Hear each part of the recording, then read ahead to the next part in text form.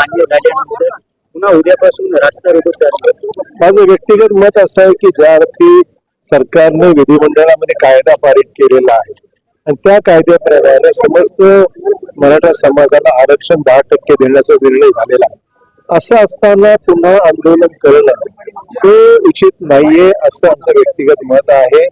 त्यांनी सहकार्याची भूमिका घेतली पाहिजे. बंद पुकारल्याने रस्ता रोको केल्यामुळे जनतेला खूप त्रास सहन करावा लागतो, लोकांना त्रास सहन करावा लागतो, ट्रॅफिकचा अडथळा निर्माण होतो. तर मला वाटतं की समजदारीने घेतलं पाहिजे. जे मुख्यमंत्र्यांनी आणि युती सरकारने जो निर्णय घोषित केलाय तो निर्णय सभागृहाने एका मताने पारित केलाय. अशा परिस्थितीमध्ये आता आंदोलन करण्याच्या मागची नेमकी काय भूमिका याबद्दल लोकांना संभ्रम आहे. तर मला वाटतं टाळलं पाहिजे आणि लोकांच्या अडचणीमध्ये भर न घालता ते चांगलं चाललंय, सुरळीत चाललंय त्याच्यावर सहकार्याची भूमिका घ्यावं अशी माझी विनंती राहणार आहे.